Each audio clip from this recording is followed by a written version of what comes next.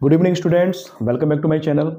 तो स्टूडेंट्स, आज मैं 10th क्लास के स्टूडेंट्स के लिए विज्ञान के कुछ महत्वपूर्ण और चुनिंदा बहुविकल्पी प्रश्न लेकर आया हूं मैं। इसमें हम बायोलॉजी, केमिस्ट्री और फिजिक्स तीनों के हम यहाँ पर बहुविकल्पी देखेंगे, क्योंकि 10th क्लास के बच्चों के लिए मतलब ये सेशन रहेगा, ठीक है, उनके लिए रहेगा। और इसमें हम यहाँ पर देखेंगे जो 10th क्लास का जो पेपर होता है विज्ञान का, उसमें 20 बहुविकल्पी प्रश्न आते हैं, एमसीक्यूज आते हैं, जिसमें से 6 प्रश्न जो होते हैं वो केमिस्ट्री से होते हैं और 7 प्रश्न जो होते हैं वो बायोलॉजी से, और 7 प्रश्न जो होते हैं वो फिजिक्स से होते हैं। ठीक है, तो इस तरीके से 20 बहुविकल्पी होते हैं, बहुत इंपॉर्टेंट रोल प्ले करते हैं वो पेपर में, एग्जाम में। ठीक है, तो उन्हीं पर हम डिस्कस करेंगे। और यहाँ पर जो मैं बहुविकल्पी आपको लेकर आया हूँ, इसके अलावा किसी बहुविकल्पी पढ़ने की आपको कोई आवश्यकता नहीं होगी, कोई जरूरत नहीं पड़ेगी। ठीक है, इसी को हम यहाँ पर डिस्कस करेंगे और बढ़िया से आप इसको अच्छे से जो है आप तैयार कर लीजिएगा, रट लीजिएगा। जो अगर जो समझ में ना आए, जो रटने वाली चीज है तो रट ही जाएगी, वो जो समझ में आ जाए तो वो अच्छी बात है बहुत। ठीक है, तो चलिए हम यहाँ पर देखते हैं, पहला प्रश्न देखते हैं, हम प्रश्न की तरफ बढ़ेंगे। तो हमारा पहला प्रश्न है, स्वपोषी पोषण के लिए आवश्यक है। स्वपोषी पोषण मतलब ऑटोट्रॉफिक न्यूट्रिशन, जो कि पौधों में मिलता है हमें देखने को। तो पौधों में जो पौधे जो होते हैं वो अपना भोजन खुद बना लेते हैं, और एक प्रक्रिया होती है जिसको हम कहते हैं प्रकाश संश्लेषण, यानी फोटोसिंथेसिस। ठीक है, तो यहाँ पर क्वेश्चन दो तरीके से आ सकता है, स्वपोषी पोषण के लिए आवश्यक है, या फिर आ सकता है कि प्रकाश संश्लेषण के लिए क्या आवश्यक है। ठीक है, तो यहाँ पर देखते हैं ऑप्शन क्या क्या है। CO2 प्लस जल, क्लोरोफिल, सूर्य का प्रकाश, सभी। तो देखते हैं यहाँ पर पहला ऑप्शन क्या है हमारा, CO2 प्लस जल, यानी कि बिल्कुल जरूरत है इसकी भाई हमें प्रकाश संश्लेषण के लिए। उसके बाद में देखते हैं क्लोरोफिल। क्लोरोफिल भी बहुत महत्वपूर्ण होता है, ठीक है, पौधों में मिलता है ये, हरी पत्तियों में। और सूर्य का प्रकाश, इसकी भी बहुत आवश्यक होती है। ठीक है, ये भी मतलब जो है ना प्रकाश संश्लेषण में महत्वपूर्ण भूमिका निभाता है। तो इसका मतलब जब तीनों जरूरी है तो इसका मतलब ऑप्शन हमारा क्या हो जाएगा, सभी, उपरोक्त सभी। ठीक है, तो यहाँ पर राइट आंसर हो जाएगा हमारा उपरोक्त सभी। ठीक है, याद रखिएगा बच्चों। अगला प्रश्न देखते हैं हम यहाँ पे, चलिए। अगला प्रश्न है हमारा, निम्नलिखित में से कौन सा प्रक्रम प्रकाश संश्लेषण के दौरान नहीं होता है। देखिए, ऐसे प्रश्न आए तो नहीं वाले हो ना, तुरंत उसको अंडरलाइन कीजिएगा नहीं को। ठीक है, क्योंकि हमें यहाँ पर फोकस करना है कि नहीं, ये पूछना कि नहीं होता है। ठीक है, तो देखेंगे यहाँ पर ऑप्शन देख लेते हैं। पहला प्रश्न, पहला जो ऑप्शन है हमारा वो है क्लोरोफिल द्वारा प्रकाश ऊर्जा का अवशोषण। तो सीधी सी बात है, क्लोरोफिल का काम क्या होता है, वो प्रकाश ऊर्जा को, यानी कि सोलर एनर्जी को क्या करता है, ट्रैप करता है, यानी उसका अवशोषित करता है। ठीक है, तो ये राइट आंसर हो जाएगा। वो तो ये तो ऑप्शन सही है। ठीक है, हमें पूछना, हमें बताना है कि कौन सा नहीं है। ठीक है, तो ये भी ठीक है। फिर दूसरा ऑप्शन हमारा, प्रकाश ऊर्जा का रासायनिक ऊर्जा में रूपांतरण। तो बिल्कुल सही बात है भाई, प्रकाश संश्लेषण क्रिया में यही तो होता है कि जो उसमें प्रकाश ऊर्जा होती है वो रासायनिक ऊर्जा में रूपांतरित होती है। तो ये भी ठीक है ऑप्शन। फिर यहाँ पर तीसरा है, CO2 का कार्बोहाइड्रेट में अपचयन। तो CO2 का कार्बोहाइड्रेट में अपचयन होता है। CO2 जरूरी होती है हमारे फोटोसिंथेसिस के लिए, तो इसलिए तो जरूरी होती है कि वो CO2 का अपचयन किसमें होता है, कार्बोहाइड्रेट में होता है। कार्बोहाइड्रेट बनते हैं उसमें, तो CO2 से बनते हैं। ठीक है, तो ये भी ठीक रहेगा, ये भी ठीक है ऑप्शन हमारा। चौथा ऑप्शन देखते हैं हम यहाँ पर, ये कह रहा है ग्लूकोज का पायरुविक अम्ल में वियोजन, यानी कि टूटना। ग्लूकोज टूटेगा, पायरुविक अम्ल है। बिल्कुल, ये तो यहाँ पर बिल्कुल नहीं होता, ये नहीं होता यहाँ पर, क्योंकि ग्लूकोज तो बनता है यहाँ पर, टूटेगा क्यों। ठीक है, तो ये बिल्कुल गलत बात है। ठीक है, ये गलत सेंटेंस है। तो ये पूछ रहा कौन सा नहीं होता, तो ये नहीं होता है हमारा। तो राइट आंसर हमारा क्या हो जाएगा, ये चौथा वाला। ग्लूकोज का वियोजन जो होता है पायरुविक अम्ल में, वो श्वसन क्रिया में होता है। ठीक है, जो श्वसन क्रिया होती है ना, चाहे वो पौधे हो चाहे वो जंतु हो, उनमें मतलब जो है ना ग्लूकोज टूटता है पायरुविक एसिड में। चलिए, तो दूसरा भी हो गया हमारा। तीसरा क्वेश्चन देखते हैं हम यहाँ पर, पित्तरस का संश्लेषण होता है। पित्तरस यानी कि बाइल जूस। तो याद रखिएगा बच्चों, बाइल जूस जो होता है वो लीवर में बनता है, यकृत में। ठीक है, लेकिन उसका जो स्टोर होता है ना, वो जो उसका इकट्ठा होता है वो पित्ताशय में होता है। ठीक है, तो यहाँ पर देखेंगे पित्तरस का संश्लेषण होता है पित्ताशय में, यकृत में, वृक्क में, अमाशय में। तो राइट आंसर हमारा हो जाएगा यकृत में। ठीक है, अगर पूछता है यहाँ पर कि पित्तरस कहाँ स्टोर होता है, एकत्रित होता है, तो पित्ताशय आता। ठीक है, लेकिन पूछ रहा है कहाँ बनता है, संश्लेषण कहाँ होता है उसका, तो वो होगा हमारा यकृत में। ठीक है, तो याद रखिएगा पित्तरस यकृत, है ना, ऐसे याद रखिएगा आप। पित्तरस का संश्लेषण यकृत में होता है, लेकिन इकट्ठा कहाँ होता है, पित्ताशय में। पित्त का आशय यानी पित्ताशय। ठीक है, जहां पित्त इकट्ठा होता है। चलिए, अगला प्रश्न देखते हैं हम यहाँ पर, वायु कोशिकाएं या कूपिकाएं पाई जाती हैं। कोशिकाएं या कूपिकाएं, बात देखिए, पाई जाती हैं, कहाँ पाई जाती है। ठीक है, तो ऑप्शन देख लेते हैं। पहला यकृत में, फेफड़ों में, अमाशय में, या जीभ में। तो यहाँ पर आप देखेंगे जो वायु कोशिकाएं होती हैं या कूपिकाएं होती हैं, इनको बोलते हैं यहाँ पर एल्वुलाई। जो कि हमारे लंग्स में मिलती हैं, ठीक है। एक लंग की अगर हम बात करें यहाँ पर, तो करीब 12 लाख के आसपास जो है ना उसमें हमें जो कुपिकाएं हैं वो मिलती हैं। और ये चैम्बर्स होते हैं, कोष्ठक होते हैं जो हमारे फेफड़ों में मिलते हैं, जिनमें हमारी वायु भरी रहती है। जो हम सांस लेते हैं ना, तो वो वायु जो है ना उसमें भरी रहती है हमेशा, ठीक है। तो ये कहलाते हैं हमारे कुपिकाएं। तो कहाँ मिलेंगे हमें? ये फेफड़ों में। तो राइट आंसर हमारा क्या हो जाएगा? फेफड़े, ठीक है, फेफड़े में हो जाएगा। याद रखिएगा, कोष्टिकाएं या कुपिकाएं, ठीक है, फेफड़े। चलिए अगला क्वेश्चन देखते हैं हम यहाँ पर। जठर रस स्रावित होता है, जठर रस स्रावित होता है, या पूछ लेगा जठर रस कहाँ बनता है, कहाँ से निकलता है, ऐसे कई तरीके से पूछ सकता है। तो जठर रस ऑप्शन देखते हैं, अग्नाशय से नहीं, अग्नाशय से नहीं निकलता, पित्ताशय से, पित्ताशय से भी नहीं निकलता, अमाशय से, यस, अमाशय से हमारा जो है वो जठर रस निकलता है, यकृत से, यकृत से नहीं निकलता। तो राइट आंसर हमारा हो जाएगा यहाँ पर अमाशय।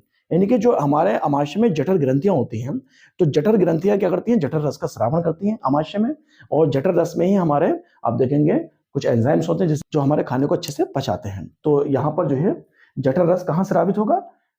अमाशय से, ठीक है। तो राइट आंसर हमारा क्या हो जाएगा? दूसरा वाला, अमाशय। याद रखिएगा बेटा, जठर रस अमाशय, ठीक है, इस तरीके से, ठीक है बच्चों। चलिए अब अगला प्रश्न देखते हैं हम यहाँ पर। अगला प्रश्न है हमारा, ग्लाइकोलाइसिस में कितने एटीपी का लाभ होता है? ग्लाइकोलाइसिस क्या होती है? ग्लाइकोलाइसिस जो प्रोसेस है उसमें ग्लूकोज टूटता है और एनर्जी निकलती है, ठीक है। ये श्वसन क्रिया में होता है भाई, श्वसन में हमें एनर्जी तो मिलती है, श्वसन क्रिया में ग्लूकोज का उसमें विखंडन होता है पायरुविक एसिड में, और उसमें एटीपी बनती है।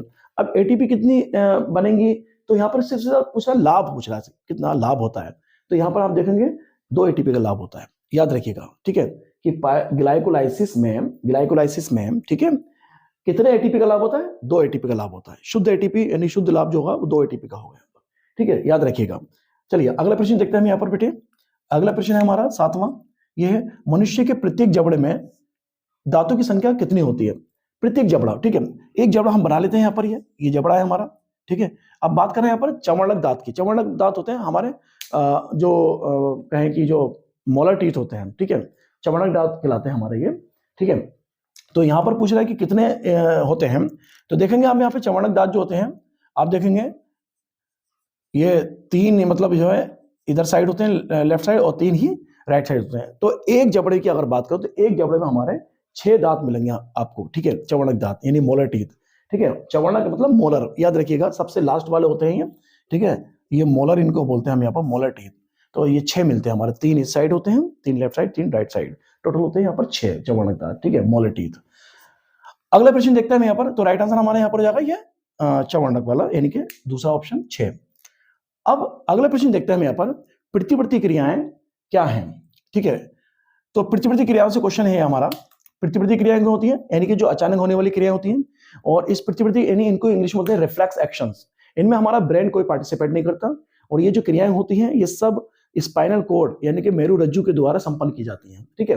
तो यहाँ पर आप देखेंगे ये पूछ रहा है कि प्रतिवर्ती क्रियाएं हैं जन्मजात यानी कि वंशगत है, जन्मजात है, बिल्कुल सही है। जन्मजात जैसे छींकना, खांसना, उबासी लेना, है ना, ये सब क्या है? प्रतिवर्ती क्रियाएं हैं सब, ठीक है। या किसी कांटे पर पैर का रखने पर एकदम पीछे को खींचना, या किसी गर्म ऑब्जेक्ट पर कोई हाथ रख के पीछे को खींचना, ये सारी क्रियाएं जो होती हैं ये सब प्रतिवर्ती क्रियाएं, ठीक है। और ये अचानक होती हैं एकदम, ठीक है, और बहुत मतलब कम टाइम होती है, बहुत कम समय में होती हैं, और तो ये जन्मजात होती है, बिल्कुल सही बात है। ये परिवर्तित नहीं हो सकती, सही बात है, परिवर्तित नहीं हो सकती, ठीक है, रिफ्लेक्स एक्शन। ये स्वचालित होती हैं, बिल्कुल सही बात है, स्वचालित होती हैं, ठीक है, हम इस पर कंट्रोल नहीं कर सकते। और अच्छा, चौथा ऑप्शन क्या? उपरोक्त सभी, बिल्कुल सही बात, सभी है, ठीक है। तो राइट आंसर हमारा क्या हो जाएगा यहाँ पर? उपरोक्त सभी, ठीक है, उपरोक्त सभी, याद रखिएगा बच्चों, है ना, तीनों है यहाँ पर। चलिए ये हो गया हमारा 8वां। अब 9वां प्रश्न देखते हैं हम यहाँ पर। 9वां प्रश्न हमारा क्या कह रहा है?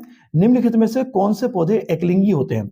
एकलिंगी पौधे, ठीक है, जैसे पौधे 2 प्रकार के होते हैं, एक द्विलिंगी और एक एकलिंगी। एकलिंगी पुष्प वो होते हैं जो जिनमें केवल या तो मादा जनन भाग होगा या फिर नर जनन भाग होगा, यानी मादा जनन भाग वाले अलग पुष्प होंगे, नर जनन वाले अलग पुष्प, यानी नर पुष्प और मादा पुष्प ऐसे होंगे। ऐसे जंतु होते हैं, नर जंतु और मादा जंतु, वो एकलिंगी कहलाते हैं। सबसे पहला ऑप्शन हमारा पपीता, ठीक है, फिर है यहाँ पर गुड़हल, मटर, सरसों। तो यहाँ पर आप पपीते को देखेंगे तो पपीता जो होता है, देखिए, एकलिंगी पौधा होता है, उसका नर पौधा अलग होता है और मादा पौधा अलग होता है, ठीक है।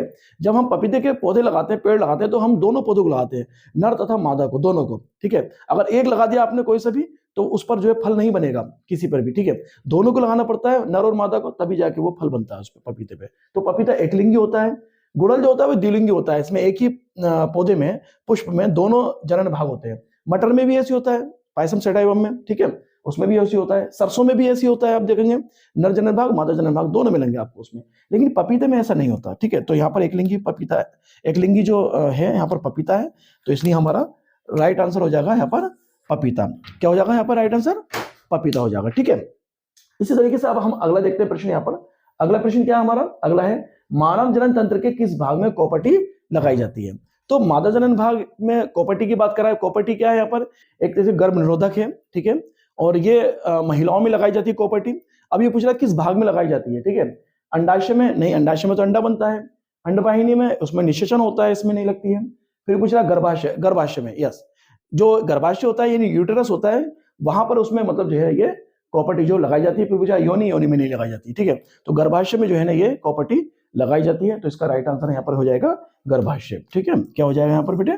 गर्भाशय हो जाएगा, ठीक है। तो चलिए बच्चों, अब हम अगला क्वेश्चन देखते हैं, और अगला क्वेश्चन है हमारा 11वां क्वेश्चन।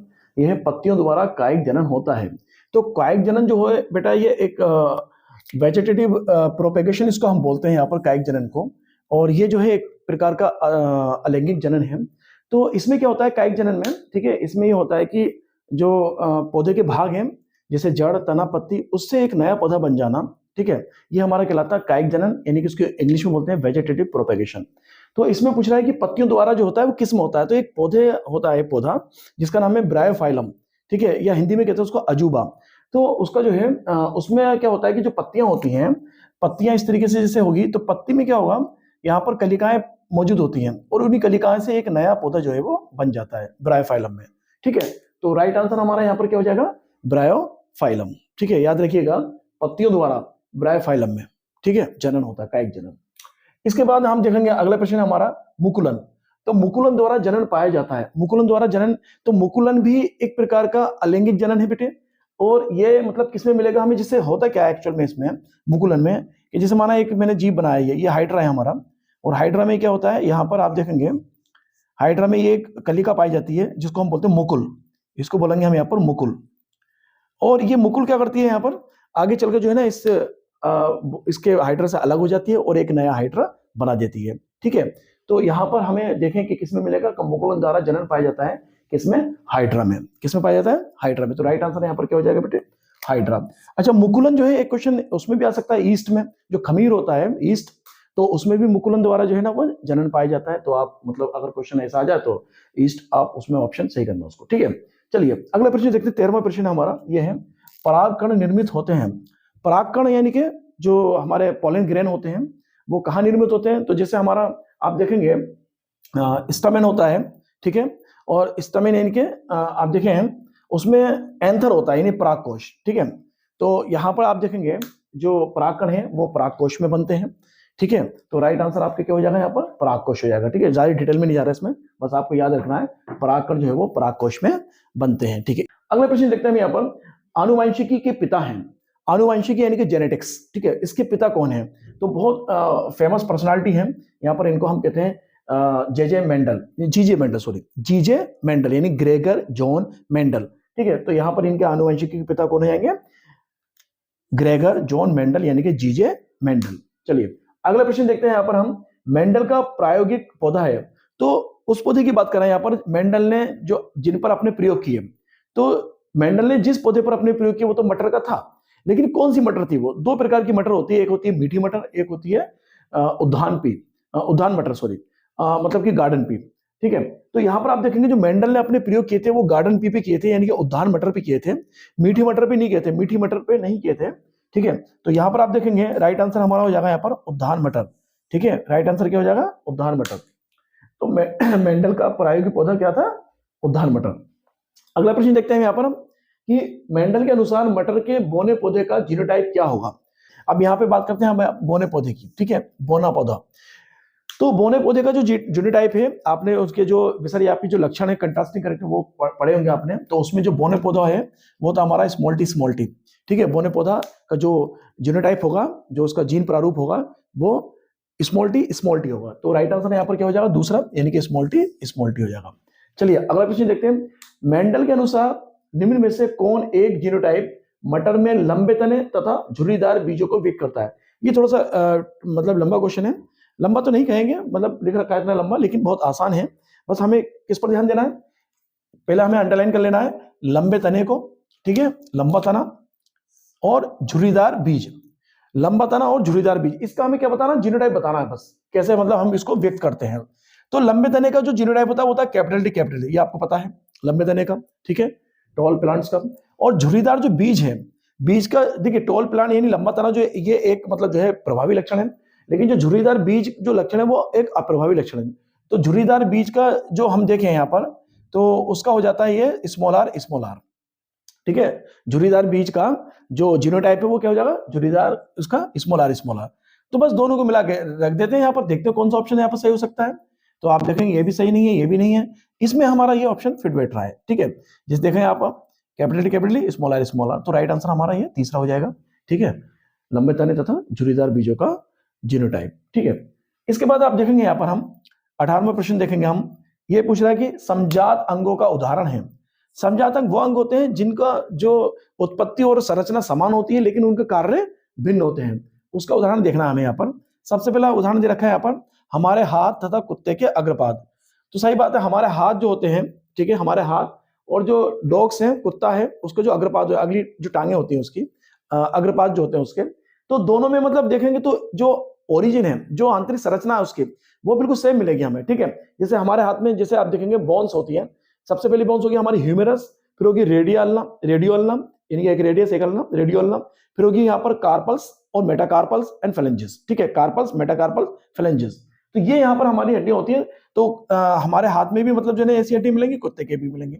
तो आंतरिक संरचना तो हम समान है, लेकिन इनके कार्य भिन्न भिन्न है। हमारे हाथ विभिन्न कार्य करते हैं, कुत्ते के हाथ जो है, अग्रपाद जो है, वो चलने का काम करते हैं, ठीक है। तो यहाँ पर राइट आंसर तो यही हो जाएगा। अब दूसरा आंसर है, ये भी देख लेते हैं कि हमारे दांत तथा हाथी के दांत। यहाँ पर देखेंगे कि हमारे दांत तथा हाथी के दांत, अब हमारे दांत और हाथी के दांत दोनों की जो संरचना आप देखेंगे, इंटरनल स्ट्रक्चर देखेंगे, आंतरिक संरचना, तो बिल्कुल समान मिलेगी, ठीक है। हाथी के दांत भी जो है वो कैल्शियम फॉस्फेट से बने होंगे, हमारे दांत भी, ठीक है। तो आंतरिक संरचना जो है वो सेम मिलेगी, लेकिन कार्य अलग अलग है। कैसे? हमारे जो दांत हैं वो विभिन्न मतलब जो है हम खाने को चबाते हैं हम, ठीक है, लेकिन हाथी के दांत जो है वो जो बाहर निकले थे उसके जो, ठीक है, उनकी बात कर रहे हैं यहाँ पर ये। तो वो हाथी के दांत जो होते हैं वो चबाने में काम नहीं आते हैं, वो सिर्फ सुरक्षा में काम आते हैं, डिफेंस में काम आते हैं। हाथी के दांत इंसाइजर होते हैं, वो बाहर निकले रहते हैं, उनको हम यहाँ पर जो टस्क बोलते हैं, ठीक है। तो यहाँ पर दोनों का आंतरिक संरचना समान है, लेकिन कार्य दोनों का अलग अलग है, इसलिए ये भी ऑप्शन हमारा सही हो जाएगा। ये भी समजात अंग का उदाहरण है। अब तीसरा ऑप्शन है आलू तथा घास के ऊपरी भुस्तारी।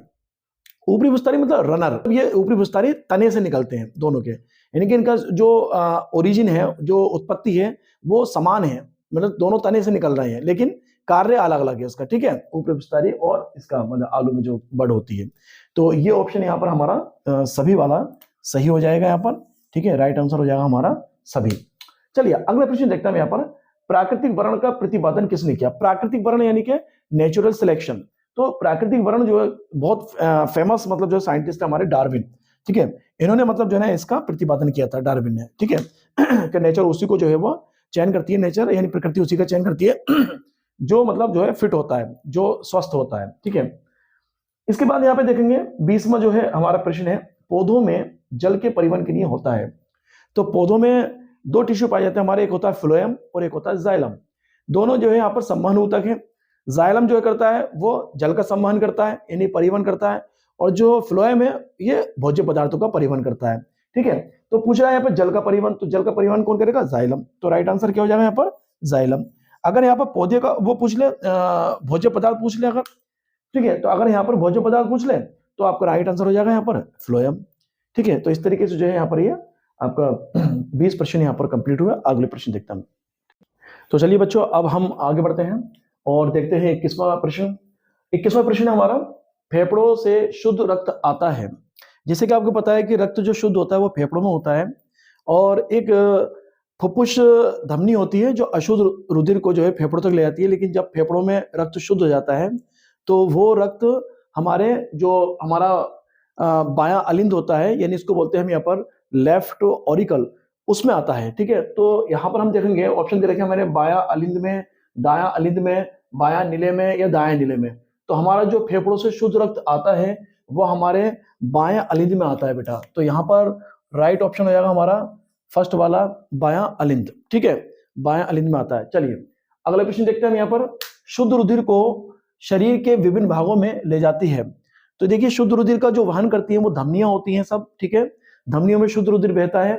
ठीक है, लेकिन एक धमनी जो होती है वो बड़ी धमनी होती है जिसको बोलते हैं महाधमनी, और ये महाधमनी जो होती है ये शुद्ध रुधिर को शरीर के सभी भागों में, सभी अंगों में पहुंचाती है। ठीक है, तो यहाँ पर हम देखेंगे ऑप्शन है यहाँ पर हमारे शिराएं, महाशिरा, महाधमनी, नीले। तो राइट ऑप्शन हो जाएगा हमारे यहाँ पर महाधमनी। तो शुद्ध रुधिर को शरीर के विभिन्न भागों में ले जाती है महाधमनी। ठीक है, इसके बाद देखिए चलिए अगला प्रश्न देखते हैं 23वां। ये प्रश्न हमारा मनुष्य में वृक्क एक तंत्र का भाग है जो संबंधित है। तो वृक्क यानी कि किडनी, वृक्क यानी कि किडनी जो है हमारे उत्सर्जन तंत्र का एक अंग है। ठीक है, उत्सर्जी अंग है, और वृक्क का काम होता है उत्सर्जन करना। ठीक है, तो यहाँ पर आप देखेंगे हमारा राइट आंसर हो जाएगा उत्सर्जन। ठीक है, जो हमारे वृक्क होते हैं वो उत्सर्जन का काम करते हैं, यानी कि एक्सक्रीशन का काम करते हैं। एक बात और यहाँ पे बता दूं आपको, यहाँ मनुष्य में वृक्क आ गया, या फिर यहाँ पर वृक्क नलिका पूछ सकता है आपसे। ठीक है, या किडनी कह सकता है, वृक्क नलिका पूछ सकता है। तो जो भी पूछे यहाँ पर, ठीक है, वो सब उत्सर्जन से ही संबंधित होते हैं। ठीक है, तो ऐसे भी प्रश्न आ सकते हैं। वृक्क नलिका भी यहाँ पे लिखी हो सकती है, नेफ्रॉन, ठीक है, भी लिखी हो सकती है। इसके बाद देखेंगे आप यहाँ पर 24वां प्रश्न। जो 24वां प्रश्न है ये कह रहा है कि एक स्वस्थ मनुष्य में रक्तदाब यानी कि ब्लड प्रेशर, बीपी कितना होता है। ठीक है, तो रक्तदाब कितना होता है ये बताना है। तो एक स्वस्थ मनुष्य में रक्तदाब कितना होता है, देखिए पहला ऑप्शन दे रखा है 140/90, 120/80, 180/20, या फिर यहाँ पे देखा 90/100। तो यहाँ पर जो एक स्वस्थ मनुष्य की बात करें यहाँ पर, तो उसका रक्तदाब जो होता है वो होता है 120/80 mmHg, यानी कि मिलीमीटर पारे का दाब। ठीक है, और यहाँ पर 120 जो होता है ये ऊपर का होता है, इसको बोलते हैं हम यहाँ पर सिस्टोलिक, और 80 जो होता है वो नीचे का होता है, उसको बोलते हैं हम यहाँ पर डायस्टोलिक। ठीक है, तो ये हमारा राइट आंसर हो जाएगा दूसरा। ठीक है, और ये है हमारा 120/80। चलिए अगला प्रश्न देखते हैं हम यहाँ पर। अगला प्रश्न है 25वां। ये है हमारा निम्नलिखित में कौन भारत के जल पुरुष कहे जाते हैं। अब ये पूछ रहा है निम्नलिखित में से कौन भारत के जल पुरुष कहे जाते हैं। तो ऑप्शन दे रखे हैं सुंदरलाल बहुगुणा, राजेंद्र सिंह, जेसी चौधरी और बिंदेश्वर पाठक। तो यहाँ पर देखिए जल पुरुष के लिए अभी बहुत ज्यादा फेमस हुए हैं। ठीक है, और इन्होंने उस पर बहुत काम किया है जल बचाने के लिए, तो इसलिए जो है ना यहाँ पर इनको हम जल पुरुष बोलते हैं, और ये है हमारे राजेंद्र सिंह। तो यहाँ पर राइट आंसर हो जाएगा आपका सेकंड ऑप्शन है, राजेंद्र सिंह जल पुरुष कहे जाते हैं। याद रखिएगा बच्चों, बहुत इंपॉर्टेंट प्रश्न है, ये पूछा गया है कई बार। ठीक है, ये है हमारे राजेंद्र सिंह जल पुरुष। चलिए अगला प्रश्न देखते हैं 26वां प्रश्न हमारा यहाँ पर, वन संपदा को बचाने हेतु जो स्थानीय लोगों ने वन संपदा बचाया उसके लिए एक आंदोलन चलाया, प्रसिद्ध आंदोलन, उसका नाम था चिपको आंदोलन। ये पूछा वो कहां से शुरू हुआ। ठीक है, कौन से क्षेत्र से शुरू हुआ। तो यहाँ पर ऑप्शन दे रखे हैं हिमालय के गढ़वाल क्षेत्र में, राजस्थान के अरावली क्षेत्र में, या दक्षिण भारत के नीलगिरी क्षेत्र से, या फिर मध्य प्रदेश में। ये कहां पर आंदोलन जो है वो शुरू हुआ, चिपको आंदोलन। तो चिपको आंदोलन जो है वो वन संपदा को बचाने के लिए आंदोलन चलाया गया था। और सबसे पहले जो आंदोलन जो है जो स्टार्ट हुआ, ये हमारा जो पहले यूपी में पड़ता था, इसको कहते हैं गढ़वाल। वहां पर क्या हुआ था कि जो स्थानीय लोग थे वो पेड़ों को बचाने के लिए, काटने से बचाने के लिए, या फिर वन संपदा को बचाने के लिए क्या करते थे, जब कोई पेड़ काटना आता था उसको वो हक कर लेते थे, उसको चिपक जाते थे उससे, इसलिए उसको नाम दिया चिपको मूवमेंट या चिपको आंदोलन। तो ये जो शुरू हुआ था, ठीक है, वो हुआ था हमारा यहाँ पर कहाँ से, गढ़वाल से, हिमालय के गढ़वाल से, जो अब उत्तराखंड में है। ठीक है, तो यहाँ से शुरू हुआ था। और ये चलिए इसके बाद हम अगला प्रश्न देखते हैं। यहाँ पर हम 27वां प्रश्न हमारा ये है, डार्विन प्रसिद्ध है। तो डार्विन बहुत फेमस व्यक्ति हैं, और ये किस लिए प्रसिद्ध थे। तो ऑप्शन दे रखे हैं यहाँ पर जीवन की उत्पत्ति, या दे रखा है यहाँ पे प्राकृतिक वर्णन सिद्धांत, या आनुवंशिक विज्ञान, या जैव विविधता हेतु। तो यहाँ पर देखिए, यहाँ पर जो डार्विन है इन्होंने मतलब जो है बहुत सारे अपने मतलब जो सिद्धांत दिए। ठीक है, और उस सिद्धांत में एक इनका जो एक सिद्धांत था वो था प्राकृतिक वर्ण सिद्धांत, यानी कि नेचुरल सिलेक्शन। ठीक है, तो यहाँ पर डार्विन जो प्रसिद्ध है वो है प्राकृतिक वर्ण सिद्धांत, यानी कि जो एक्चुअल में एक बात और बता दूं, जो डार्विन थे वो नेचुरलिस्ट थे, मतलब कि प्रकृतिवादी थे। ठीक है, तो इसलिए जो है यहाँ पर आप इससे भी मतलब जो है ना आइडिया लगा सकते हैं डार्विन का, ठीक है। ये प्राकृतिकवादी थे और नेचुरलिस्ट थे ये, तो इसलिए यहाँ पर इनका जो सिद्धांत था वो था प्राकृतिक वर्ण सिद्धांत। चलिए ठीक है, तो ये हो गया। अब देखते हैं हम अगला प्रश्न 28वां, किस देश को पवनों का देश कहा जाता है? तो यहाँ पर आप देखेंगे ऑप्शन दे रखे हैं, डेनमार्क, भारत, चीन, जर्मनी। तो पवनों का देश किसे कहा जाता है? इसे कहा जाता है हमारा ये डेनमार्क को, ठीक है। तो डेनमार्क को जो है पवनों के देश के नाम से जाना जाता है, पवनों का देश, याद रखिएगा बच्चों, ठीक है। पवनों का देश किसे कहा जाता है? डेनमार्क को, ठीक है। चलिए इसके बाद यहाँ पर आप देखेंगे 29वां प्रश्न हमारा, अगला प्रश्न, निम्न में से कौन से समूह में जैव निम्नीकरणीय पदार्थ नहीं है? इसका खास ध्यान रखें, जब भी नहीं आए इसको अंडरलाइन जरूर करें और इस पर फोकस करें कि क्या पूछ रहा है, नहीं है। कभी कभी कंफ्यूजन हो जाता है तो हम देख लेते हैं कि समूह में जैव निम्नीकरणीय पदार्थ हैं, तो वो आंसर गलत हो जाता है, इसलिए इसका खास ध्यान रखें। तो देखिए यहाँ पर क्या है कि पूछा नहीं है जैव निम्नीकरणीय, यानी कि जो बायोडिग्रेडेबल मटेरियल होते हैं उनकी बात कर रहा है ये। तो यहाँ पर देखेंगे आप, घास, पुष्प, चमड़ा, ये मतलब जो है ना तीनों जैव निम्नीकरणीय हैं, यानी कि इनका निम्नीकरण हो जाता है, ये विघटित हो जाते हैं, ठीक है। घास, पुष्प, चमड़ा। इसके बाद देखेंगे आप दूसरा ऑप्शन है घास, लकड़ी, प्लास्टिक। तो घास, लकड़ी तो हो जाएगी, ठीक है, विघटित, लेकिन यहाँ पर क्या है, प्लास्टिक का विघटन नहीं होता, ये जैव निम्नीकरणीय नहीं है। तो इस समूह की बात करें अगर यहाँ पर हम, तो ये जो पूरा समूह है हमारा, ये जैव निम्नीकरणीय नहीं है। अगर इसकी बात करें फलों के छिलके, केक, नींबू का रस, तो ये भी जैव निम्नीकरणीय है। अगर बात करें हम केक, लकड़ी, घास, ये भी जैव निम्नीकरणीय है, इनका भी विघटन हो जाता है, ठीक है, ये भी विघटित हो जाते हैं, डिग्रेडेड हो जाते हैं ये भी। लेकिन यहाँ पर आप देखिए प्लास्टिक कभी भी विघटित नहीं होता, प्लास्टिक जो होता है वो अजैव निम्नीकरणीय है। तो हमारा कौन सा समूह यहाँ पर होगा? ये होगा घास, लकड़ी, प्लास्टिक, यानी ये वाला समूह जो है वो जैव निम्नीकरणीय समूह नहीं है, ठीक है, इसका ध्यान रखिएगा आप। बाकी अगर पूछ ले कि कौन सा जैव निम्नीकरणीय है, तो आप उसी हिसाब से आप यहाँ पर ऑप्शन देख लेंगे, ठीक है। तो अब हम देखते हैं अपना लास्ट प्रश्न, देखते हैं हम 30वां प्रश्न, ठीक है। लास्ट प्रश्न हमारा कि खाद्य श्रृंखला में सदैव तीसरे पोषक स्तर यानी कि तीसरे ट्रॉफिक लेवल को, ठीक है, कौन होता है? यानी कि खाद्य श्रृंखला में, फूड चेन में तीसरे ट्रॉफिक लेवल पर कौन होता है? तो पहले ट्रॉफिक लेवल की अगर हम बात करें यहाँ पर, तो पहले ट्रॉफिक लेवल में तो उत्पादक आ जाएंगे, यानी कि पेड़ पौधे आ जाएंगे। दूसरे में जो है वो शाकाहारी होते हैं, और तीसरे ट्रॉफिक लेवल में जो आएंगे, जो शाकाहारियों को अपना भोजन बनाते हैं, वो कहलाते हैं हमारे मांसाहारी, यानी कार्निवोरस, ठीक है। तो मांसाहारी तीसरे ट्रॉफिक लेवल पर आते हैं, और ये मतलब जो शाकाहारी को खाते हैं, ठीक है।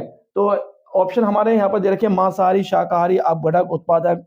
तो यहाँ पर आप देखेंगे तीसरे ट्रॉफिक लेवल पर जो आते हैं वो होते हैं हमारे मांसाहारी, ठीक है। तो इस तरीके से हमने यहाँ 30 प्रश्न देखे आप, ठीक है, बायोलॉजी से संबंधित। अब हम अगले पार्ट में जो है आपको अगले सब्जेक्ट से लेकर आएंगे, यानी कि फिजिक्स या केमिस्ट्री से लेकर आएंगे, ठीक है।